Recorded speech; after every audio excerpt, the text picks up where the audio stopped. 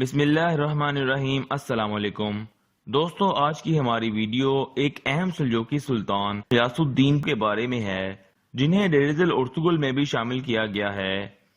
اس حوالے سے ہم نے تاریخ کے مطالعے سے یہ جاننے کی کوشش کی کہ ان کے حالات زندگی کیا تھے، ان کے دور حکومت میں سلجوقی سلطنت کی تباہی کا آغاز کیسے ہوا، اور وہ کوس داغ کی لڑائی میں ایک بڑی فوج کے ہوتے ہوئے منگولوں سے کیسے شکست کھا گئے، اور صرف 25 سال کی عمر میں ان کا انتقال کیسے ہوا۔ اس سے پہلے آپ سے درخواست ہے کہ تاریخی اور معلوماتی ویڈیوز کے لیے ہمارا چینل ضرور سبسکرائب کریں۔ دوستو، تاریخ میں سلطان غیاث الدین کی پیدائش 1221 عیسوی بتائی جاتی ہے۔ ان کے والد علاء الدین کیقوباد سلجوقی سلطنت کے حکمران تھے اور والدہ ماہپری سلطان کے نام سے مشہور تھیں۔ 1237 عیسوی میں سلطان علاء الدین کیقوباد کی اچانک موت کے بعد غیاث الدین کے خسرو اناتولیا کی سلجوق سلطنت کے حکمران بن گئے، جنہوں نے 1237 سے 1246 عیسوی تک حکومت کی۔ انہوں نے اپنے دور حکومت میں بہت سے معاشرتی اور سائنسی اداروں کی تعمیر میں اہم کردار ادا کیا۔ تاہم ان کے دور حکومت میں ان کے ایک وزیر سعد الدین کوبک کے اثر و رسوخ میں بہت اضافہ ہوا۔ سعد الدین کوبک نے حکومت پر گرفت مضبوط کرنے کے لیے بہت سے تجربہ کار وزراء اور فوجی کمانڈروں کو قتل کروا دیا۔ تاریخ دان سلجوقی سلطنت کے زوال کی شروعات کا ذمہ دار اسی سعد الدین کوبک کو قرار دیتے ہیں، کیونکہ بہت سے بہادر فوجی کمانڈروں کے قتل سے سلطان غیاث الدین کے پاس فوجی قیادت کا بھی فقدان پیدا ہو گیا، جس کا بالآخر نتیجہ 1243 عیسوی میں منگولوں سے شکست کی صورت میں نکلا۔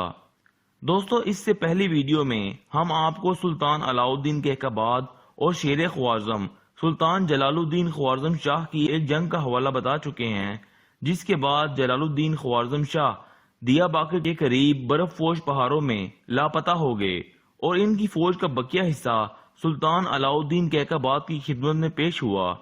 اس وقت تک سلطان علاء الدین کیقوباد شیر خوارزم جلال الدین سے اپنی اس جنگ کی غلطی کو سمجھ چکے تھے، کیونکہ اب ان کی سلطنت اور منگول ریاست کے درمیان کوئی رکاوٹ نہیں تھی۔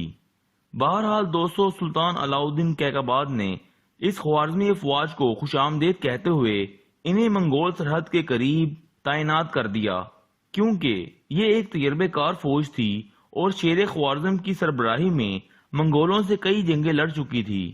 اس لیے منگولوں نے اناتولیا میں مزید پیش قدمی نہ کی۔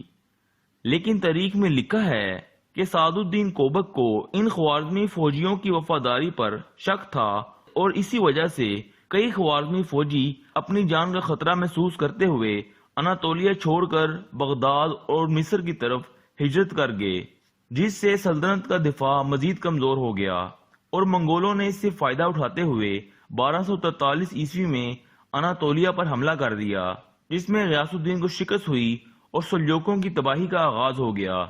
بعض تاریخ دان کوس داغ کی شکست کا ذمہ دار غیاث الدین کے خسرو کی بزدلی اور ناتجربہ کاری کو قرار دیتے ہیں، جبکہ بعض تاریخ دان اس تباہی کی شروعات کی اصل وجہ سعد الدین کوبک کے تباہ کن فیصلوں اور قتل و غارت کو قرار دیتے ہیں۔ دوستو، اگر ہم اس حوالے سے تاریخ کا بغور مشاہدہ کریں تو دوسری رائے زیادہ قابل قبول محسوس ہوتی ہے، کیونکہ کوس داغ کی لڑائی 1243 عیسوی میں لڑی گئی، اور اس وقت سلطان غیاث الدین کی عمر صرف 21 سال تھی۔ وہ ابھی کم عمر اور ناتجربہ کار بھی تھا۔ اس کے ساتھ وہ اس جنگ سے پہلے سعد الدین کوبک کی شکل میں ایک بڑی بغاوت کا بھی سامنا کر چکا تھا۔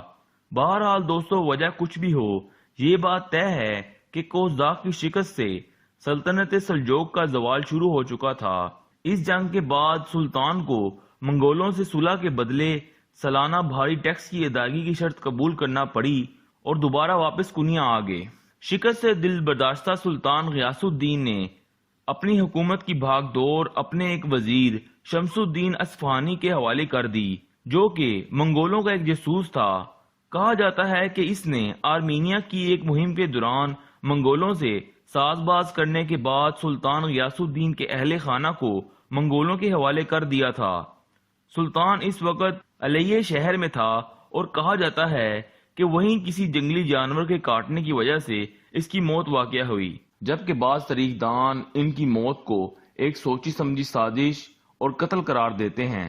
سلطان غیاث الدین کے بعد ان کا بیٹا عز الدین کے خسرو تخت پر بیٹھا، جبکہ سلطنت سلجوق کے زوال کا سلسلہ جاری رہا۔